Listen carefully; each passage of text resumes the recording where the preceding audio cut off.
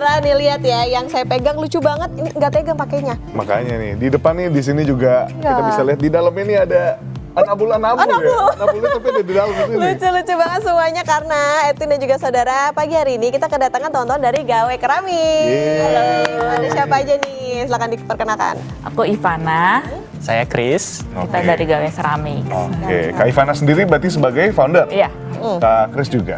Ya, Oke, di sini menarik banget ya nih ya. Okta katanya mau langsung buat nih. Oh boleh. Chris, Sambil kita bisa ngobrol-ngobrol jadi kali ya. tutor ya, ya sambil Ini ngobrol-ngobrol. kita mau bikin, kalau bahannya segini berarti bisa bikin apa nih? Bisa bikin mangkok, bisa bikin cup, terserah. Oh, Bebas. bisa Kenapa ya sampai buat kira-kira? mangkok malah ya, Kak. ya? Oke, Kak Ivana nih, aku mau tanya nih sama Kak Bikin apa Ivana. nih? Lebih lanjut Boleh, soal diambil dulu. bahan-bahan Kakaknya dasar mau dulu nih. bikin Kita kan mangkok pasti atau harus gelas? tahu soal bahan-bahan yang kita pakai. Mangkok. Tapi Jadi, di dalam bahan-bahan ini kita bisa itu sebenarnya tekan-tekan sesimpel dulu. tanah liat aja atau ada campur biasanya dari tengahnya dulu. Ini kebetulan Kita pelan-pelan karena supaya udah banyak yang balance. dijual di pasaran. Jadi untuk nanti tanah tebal liat siap tipisnya pun pakai. kita bikin Marketplace pun juga sama. bisa ditemukan. Jadi bisa langsung dipakai aja, nggak usah ditambah-tambahin apa-apa. Mungkin kalau kering bisa ditambahin air. Biasanya tuh kalau mau ditambahin sesuatu itu biasanya untuk efek-efek pas bakaran aja gitu. Oke, berarti memang tanah liat ini udah sangat banyak dijual di pasaran? Iya, iya. Oke, nah sesuai dengan tadi yang Kak Ivana bilang, udah banyak berseliweran di luar sana, udah banyak yang jual. Berarti peminatnya juga banyak nih. Lumayan. Nah, kalau untuk Gawe Keramik ini sendiri, peminatnya untuk datang ke workshop dan untuk buat barang-barang lucu ini, itu berapa banyak sih Kak orang-orangnya selama ini dari awal pembuatan? Kita kebetulan sudah mulai dari 2021 dan selama ini sih sudah cukup banyak ya yang datang Bikin kue ya. untuk murid-muridnya. Oke, jadi piring deh. Apa namanya, sebulan mungkin bisa sekitar 80 orang gitu di studio kami gitu. Oke, nah mungkin boleh gak nih untuk dikasih lihat nih Kak, dikasih lihat mungkin ke saudara semua di rumah, bentuk-bentuknya apa aja nih Kak, dan yang paling favorit dari para yang teman-teman yang ikut workshop tuh yang mana sih? Kebetulan di tempat kami ini kebanyakan pesertanya itu usia sekolah ya. Oke. Jadi kebanyakan banyak yang suka dengan bentuk-bentuk seperti ini. Karakter-karakter, binatang. Ini juga cukup banyak Susah ya? dinikmati. Ini wadahnya wadah serbaguna pokoknya. Iya. Kebanyakan bikinnya cup sama kalau nggak piring-piring seperti ini. Gitu. Oke. Nah, sekarang kita mau lihat nih, Okta hari ini mau buat apa nih? Mau sama bikin Kak Chris nih? mangkok, tapi kenapa jadinya kayak lagi ngadon cireng ya? Cirengnya gede juga ya, Ternyata kalau agak gitu ya. susah by the way, Edwin ya. Kenapa? Apakah emang teknik pakai tangan dipincing gini emang lebih sulit kah, Kak Chris? sebenarnya tidak sulit, hanya kita gimana caranya supaya menjaga ketebalannya sama. Dan kini harus pelan-pelan supaya tadi tebalnya bisa balance gitu Oh Kak. gitu. Nah ini kan ada yang dipincing, ada juga yang pakai alat ya. Nah itu Ya. bedanya apa sih? Ada berapa teknik sebetulnya untuk bikin keramik ini? Yang kita tahu itu banyakan ada dua, namanya ini hand building, yang ini namanya wheel throwing. Untuk hand building sendiri ada 3 teknik, namanya pinching, slabbing, dan coiling. Yang sekarang dilakukan ini pinching. Untuk wheel throwing sendiri bedanya dengan hand building ini adalah dia menggunakan mesin. Jadi lebih perlu lebih fokus, lebih presisi aja. Oke. Mempengaruhi hasilnya nggak sih sebenarnya? Iya, untuk hand building hasilnya akan lebih natural. Ada seperti di Kak Okta ini, ada bekas-bekas tangannya juga. Kalau di wheel throwing hasilnya akan lebih halus seperti ini dan bentuknya akan selalu bulat. Jadi kalau misalnya Kakak Okta mau bikin piring seperti ini atau seperti ini biasanya kita hand building.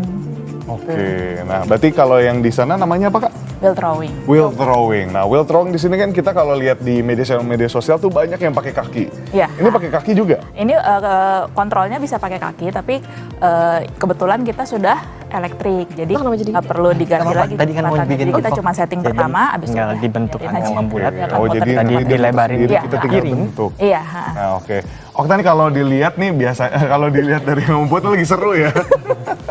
Kayak main plastisin tuh kayak zaman. Plastisin, tapi deg-degan juga pressure ya. Iya, karena tuh lihat deh. Dia kayak ternyata ada gurat-guratnya gitu nih, tapi nggak apa-apa ya kalau misalnya agak-agak pecah-pecah gini? Nanti bisa ditutup dengan sponge. Oke. Jadi nanti sponge-nya untuk ngalusin gitu. Ini Itu apa mangkoknya kok kecil banget? Itu kayaknya Indomie sebungkus nggak cukup nih. ini juga kecil, ngapain? Ini buat sambal ceritanya. Baik, oke, no pressure ya. Nah, No sekarang- pressure. No pressure. Kak Okta lagi. Nah kan jadi salah mengenal kan. Kak Ivana di sini mau nanya nih terkait dengan tadi kan banyak anak-anak sekolah yang ikutan nih. Sebenarnya apa sih yang pengen Kak Ivana tanamkan ketika sedang mengajar workshop di Gawe Keramiks ini? Pesan apa yang pengen diselipkan sebenarnya? Atau pembuatan buat-buat aja yang penting lucu atau gimana? Oh enggak sih sebenarnya kebanyakan yang aku tekanin ke murid-murid aku itu adalah satu, sabar pastinya. Kedua, being gentle gitu. Sama ketiga itu ini apa namanya? Trust the process. Karena namanya sudah masuk ke oven tuh kita kan nggak pernah tahu ya apa yang terjadi gitu. Kadang-kadang mungkin hasilnya nggak sesuai dengan harapan atau mungkin retak. Nah itu biasanya sudah aku ngomongin dari awal, kalau kayak gini bisa retak loh, kayak gini bisa gini loh gitu. Jadi kita lebih belajar untuk menghargai proses. Oke, jadi step by step ya. Dan enjoy the proses aja. Wah, nah ini kan tadi tuh udah dibilang ada guratan-guratan, sekarang udah lagi dirapihin gitu ya prosesnya. Kak Ivana, kalau untuk bahan dasar dari tanah liat ini sendiri sebenarnya apa yang membuat tanah liat itu jadi bagus atau jadi layak untuk dijadikan produk nantinya?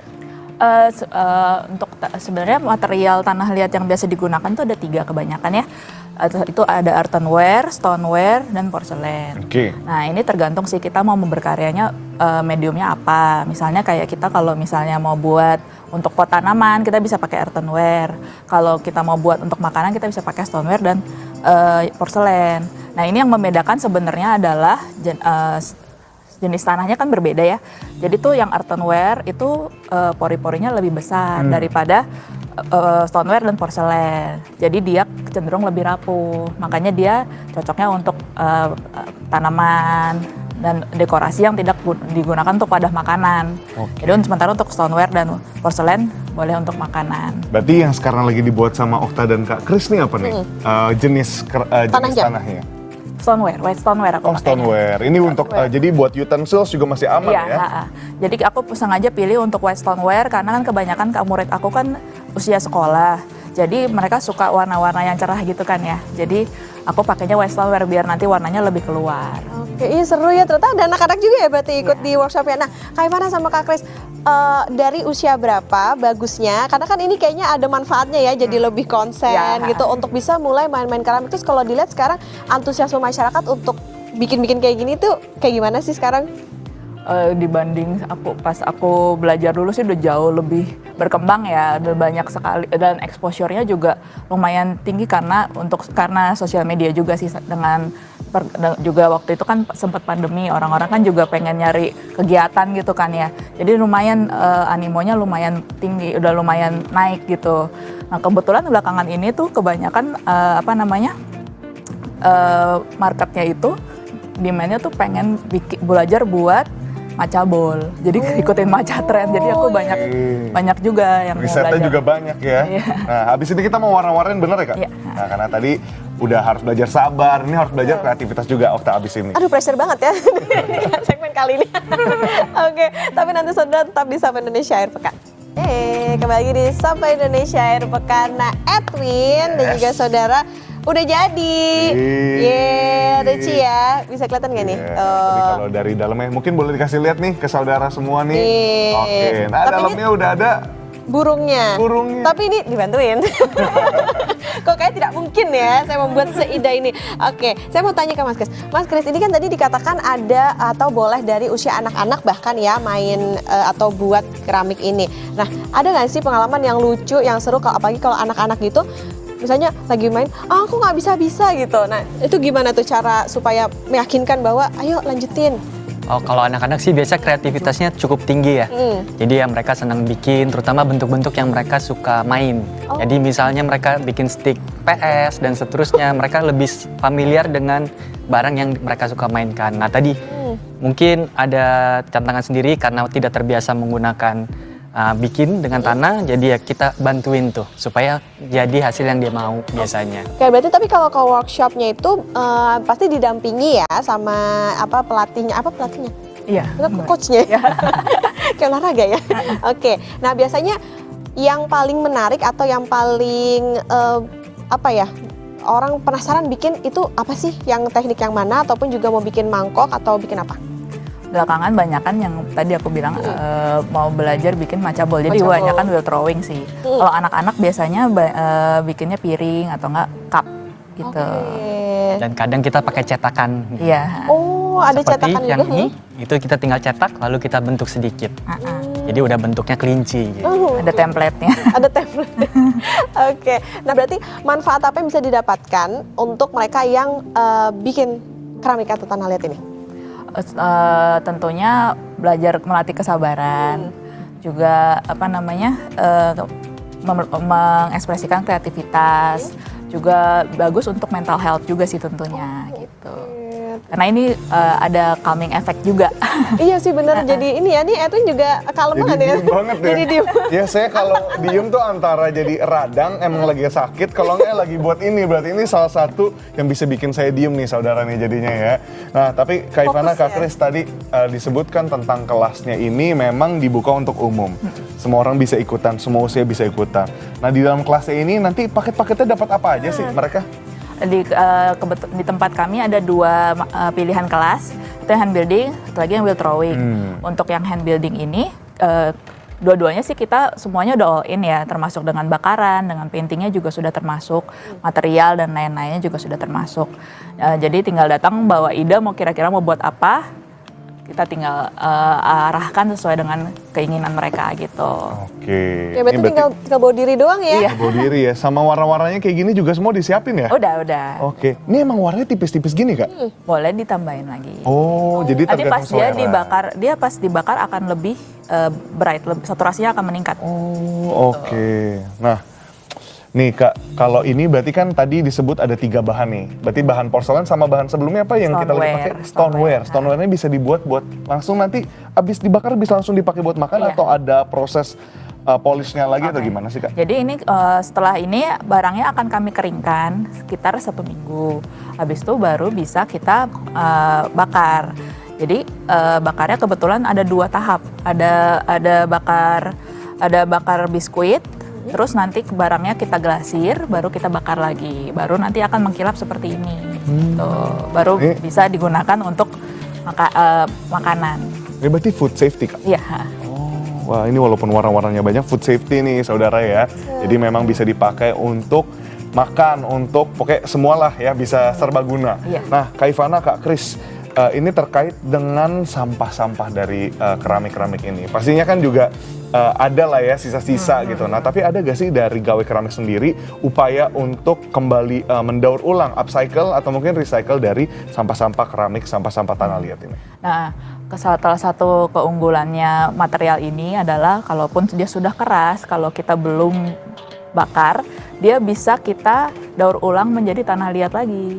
Jadi tinggal kita tambahin air, terus kita adon lagi, nanti bisa digunakan lagi untuk membuat yang lain. Jadi sebenarnya bisa dibilang waste-nya minim. Kak Kris, biasanya kalau untuk produk yang paling bisa digunakan untuk dari para tanah-tanah ini dan dari keramik-keramik sisa-sisa ini, biasa dibentuknya apa?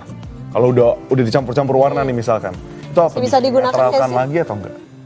Oke, ya tadi yang seperti udah dibilang, selama dia belum dibakar, itu kita masih bisa create ulang. Jadi balik lagi, nggak suka nih piringnya, ya udah kita hancurkan, lalu kita bikin lagi adonan dari awal tadi, lalu kita bentuk ulang. Bahkan ketika udah diwarnain? Iya bisa. Ya. Nah, warnanya ini karena water base, dia bisa dihapus. Oke. Dengan spons gitu bisa dihapus gitu. Jadi tanahnya bisa putih lagi. Oh, bisa balik jadi kayak gini lagi? Iya bisa gitu lagi. Prosesnya gimana Kak? Jadi misalnya nih tanahnya udah kering gitu ya, tinggal kita kasih air aja, kita let it soak gitu beberapa hari. Nanti pas udah lembek, kita keringkan, kita jemur. Nanti pas udah agak seperti ini, baru kita adon lagi. Nanti baru bisa dipakai lagi gitu. Oke. Nah sekarang kita mau lihat lagi nih, kita intipin nih, kita kasih pressure ke Okta yang lagi buat. Seru sendiri ya? Seru sendiri. Ini lagi buat apa nih? Lagi Burungnya biru ngewarnain nih. tadi. oke. Jadi dia ceritanya lagi ada di apa nih, langit kali ya, langit-langit California gitu kan, orange kan, agak-agak orange. Gitu. Asik ya. Tapi nggak ada- agak susah ya ngewarnainnya ternyata tuh. Bener. Jadi kecampur-campur. Dan kalau piring ini tadi aku misalkan di kuas di sebelah sini tuh dia kayak melewat gitu. Nah mungkin ada teknik gak nih? Ada jurus-jurus supaya dia nggak melewat gitu, gimana Kak Kris mungkin? Jadi biasanya memang kalau kita baru bentuk itu masih lembek. Nah makanya tadi kita biasanya tunggu beberapa waktu supaya dia lebih kuat gitu. Kalau untuk Kalau yang dari- hand building ini berapa lama? Biasanya sih bisa mungkin sekitar 5 menitan gitu ya. Terus kalau mau tidak ada bekas kuasnya, ini disapuinnya alus-alus gitu. Terus di load materialnya agak banyak. Oke. Gitu. Jadi ya lebih opacity-nya lebih tinggi gitu. Oke. Oke, lebih vivid ya. Oke. Nah kalau untuk pasarnya sendiri, Kak Ivana dan juga Kak Kris, makin banyak gak nih? Makin kesini makin banyak atau sebenarnya ada pasang surut, pasang tinggi? Tapi kalau yang aku lihat sih makin rame ya. Iya, iya. Gimana Kak? Iya, untuk kebetulan belakangan ini karena adanya Maca Trend, jadi lebih banyak sih yang tertarik untuk belajar. Oke. Nah, ada sosial medianya nggak nih gawe keramik? Ada dong, bisa dicek di website kami di www.gaweceramics.com, bisa juga di Instagram kami di @gaweceramics. Nah, yang penting juga nih Edwin dan juga saudara, berapa sih biayanya kalau saya mau bikin? Kali datang nih gitu. Mehong nggak sih? Apa mursi deh? Untuk kelas hand building, untuk anak di bawah 10 tahun kita di 350.000 per sesi. Untuk di atas 10 tahun dan dewasa itu 400.000 per sesi. Oke. Untuk wheel throwing 500.000 per sesi. Itu udah dapat semuanya tadi yang Iya. Kak Ivana dan Kak Kris sebutkan ya. Oke. Okta tertarik Nggak abis bawa ini? diri. Ya. Oke, kalau saya pengen lanjut. Jangan ntar aja. Studionya di mana sih? Di perumahan Puri Indah. Oh, di perumahan Studio rumahan. Jakarta Barat ya, Iya, berarti di Jakarta ya. Barat, iya. Oke. Nah, ini kalau misalnya udah jadi seperti ini, tinggal ditunggu apa aja nih berarti? Tinggal nanti kita keringkan selama seminggu, nanti baru akan melewati proses pembakaran 2 kali. Jadi nanti misalnya Kak Okta datang ke studio kami, itu dari selesai berkarya itu akan ada jeda waktu 4 minggu untuk proses pembakaran itu gitu. Nanti selama 4 minggu barangnya bisa diambil atau dikirim gitu. Oke, jadi memang belajar sabar tuh kunci ya. Benar, 4 minggu soalnya keburu lupa. Emang pernah bikin ya? Kayak yang saya buat ulat bukan burung gitu ya. Oke, terima kasih teman-teman dari Gawe Keramik, Kak Ivana dan juga Kak Kris sudah main-main di Sapa Indonesia Air Pekan. Itu udah jadi apa ini? Wah, ini udah jadi setengahnya. Abis ini membuat dan yin dan yang supaya lebih sabar lagi menghadapi masalah-masalah setelah ini. Ini bisa jadi pembelajaran kita ya Okta ya. Nah, oke, ntar kita sambil lihat-lihat juga koleksi-koleksi keramik yang lain karena lucu banget nih, tiba-tiba ada Totoro di sini. Oke, nah Edwin mau bikin apa lagi? Udah? Kita bikin lagi abis ini, tapi kita mau pamit dulu pada Oke. saudara semua. Terima kasih saudara telah bersama dengan kami di Sapa Indonesia Pagi Akhir Pekan. Saya Edwin Chan. Dan saya Putri Oktaviani pamit undur diri. Terima kasih, sampai jumpa. Terima kasih.